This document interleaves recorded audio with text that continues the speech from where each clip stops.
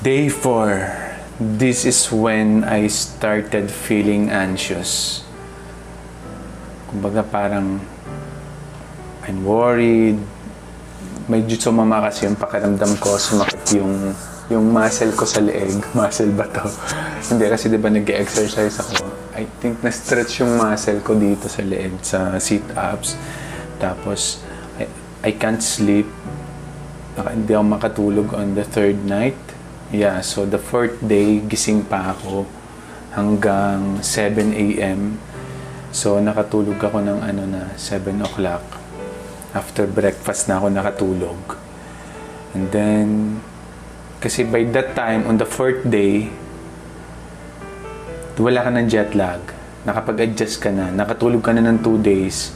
But then, you started worrying. Ano yung mga mangyayari sa susunod na araw? Tapos iniisip mo, 7 days pa, 8 days pa. Ano yung gagawin mo sa loob ng quarantine room? Nakausap mo na yung mga kamag-anak mo, yung close family mo. Then, syempre, they have their own time also. They cannot be with you or talk to you 24/7 or the whole day kasi may trabaho din sila or something else. So, you're on your own.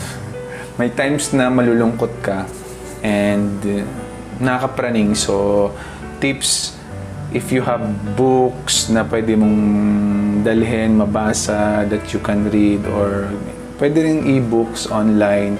Kasi ako hindi mahilig mag-TV. Kumbaga nawala na yung ko sa TV. Lalo nung wala ng channel to. May Netflix. Pag nag-Netflix naman ako, mapupuyat ako ng sobra. So, kasi hindi ko tinitigilan yung episodes. So, yun. Nothing unusual happened except for, yun nga, medyo sumama yung pakiramdam ko. And then, same food, breakfast, lunch, dinner, same routine. I have few exercise. So, I posted to TikTok. I'm back to TikTok. 2 TikTok videos kasi wala akong magawa. I did another video na i-insert ko dito. It's I did a room tour of Sogo hotel room. So ayun, nag-criticize din ako. Tapos ayun lang. And now I'm on my 5th day. I just got a call from OWA. There's a house parent. They call them house parents sa hotel, the OWA representative. So they called me na, she called me na 2 days from now will be my swab test schedule.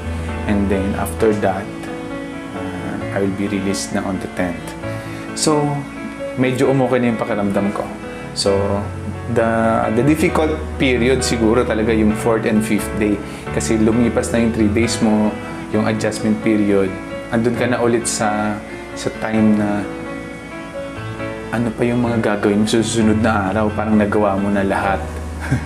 Napanood mo na yung favorite movie mo sa Netflix, nakausap mo na yung mga kamag-anak mo and all that. So, isip ka pa ulit. So, nakaka-stress. Then, you will get a call from OWA representative for your swab schedule. They will remind you of the requirements of the documents that you need. Yung passport mo, tsaka yung may form na pinipilapan 1 minute. You need only the passport, yung form na binigay sa airport upon your arrival, which is the case investigation form, tsaka yung registration mo sa Red Cross, yung QR code. So, yun ang kailangan mo sa swabbing day.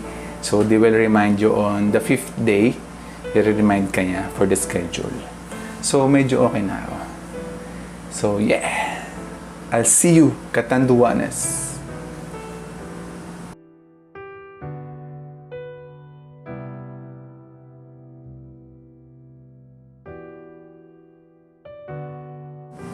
Okay, my ordered tokat baboy just arrived and the french fries. Kasi we had early dinner at 5:30. Medyo nagugutom pa ako. So, I ordered this. This cost me 260 pesos. 95 and 165 for the tokot baboy and 95 for the fries. So that's 260. Okay. Fifth day, the same as usual, at Silog. Day 5 lunch. Day 5th. Oops. Oh, nakakaiyak naman. Hindi siya manok. Baka naman. Hindi manok. Baka naman. Giniling, pero konting giniling lang. Kain tayo. Lunch. I'm done with lunch. Pero Sogo naman. Dagdagan nyo naman yung servings ng ulam. Magkano ba budget ni OWA sa inyo for the lunch? For the meals? Kasi super konti yung siniserve nyo. Shout out na to. Hindi, totoo. Serious, medyo konti yung servings nila eh. I'm sure may corresponding budget. Pero kung 75 pesos or 100 pesos, parang hindi siya 100 pesos. Parang 50 pesos lang siya eh. Yung parang yung karinderya sa student meal sa Recto na 50 pesos. Minsan nga dati may 25 pa eh. Kasi paano naman namin uubusin yung rice? Kung yung ulam ay pang half rice lang. You see, I have another rice there for my breakfast. Okay, this is the lunch. Yun na nga yung binawasan ko eh. Yung sa breakfast para hindi masira. Tas bagong kanin. Yung konti dito, kinuhanan ko.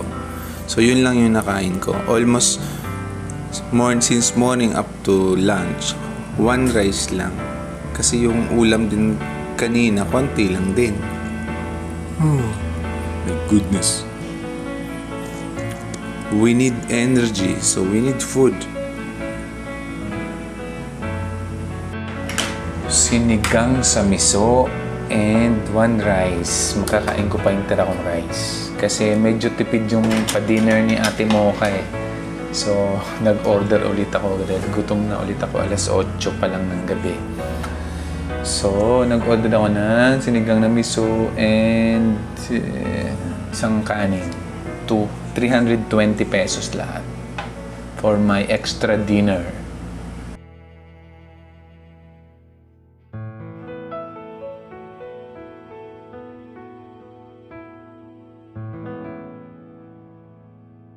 Welcome to Sogo Room Tour. Welcome to Accountant's Vlog. Dapat pala Accountant's Vlog ang name ng channel ko. So, this video, I'm giving you a tour of what's inside a Sogo hotel room. Sa mga curious, for those who are curious about what's inside the room or what you will be experiencing inside a Sogo hotel room when you check in, this is it. I will be sharing with you. This is part of promoting na rin Sogo Hotel. Thank you for accommodating all the OFWs. Anyway guys, so let's start with the main door. So from the main door, you have access to this small wardrobe. Okay? This corner is supposed to be with that table there. Yung mesa na yan, dapat nandito yan. Kasi when you order food, the delivery man will just put the food or the drinks here pagka nandun kayo sa loob and you're doing your thing with your jowa. So, hindi na niya kailangang kumatok or hindi nyo na kailangan lumabas. So, ilalagay na lang niyo dyan sa mesa yung order nyong food. Kasi ito, meron naman siyang double lock. This has lock also.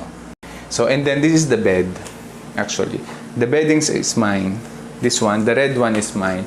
So, the Sogo's beddings are the white ones. Let's open the light.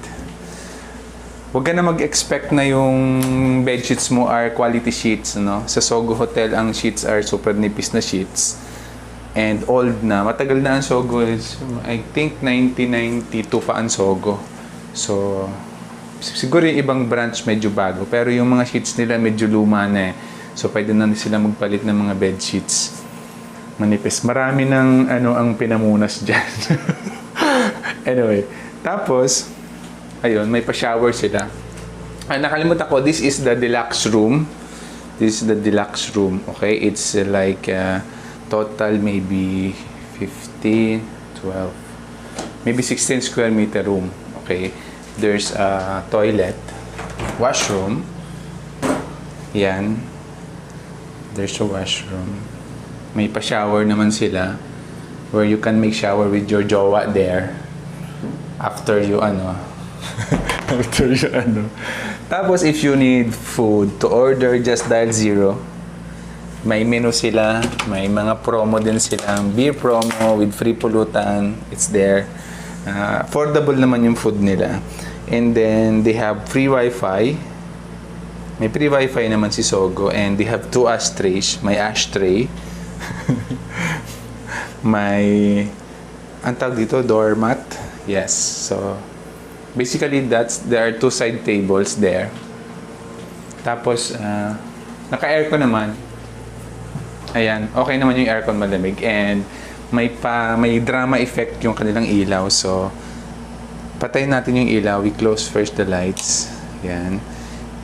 That's for the ceiling, and then for the dresser. Yan. So, ito lang ang naka-open. That's the mood. The mood. Oh, you're setting the mood. Oh, it's off. So, yan. Pwede kayong, is it for you lights on or lights off? If it's lights on, you can have that romantic light.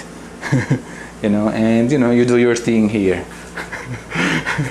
Tapos, yan. You can keep that way. Since I am vlogging, let's open the light. Okay?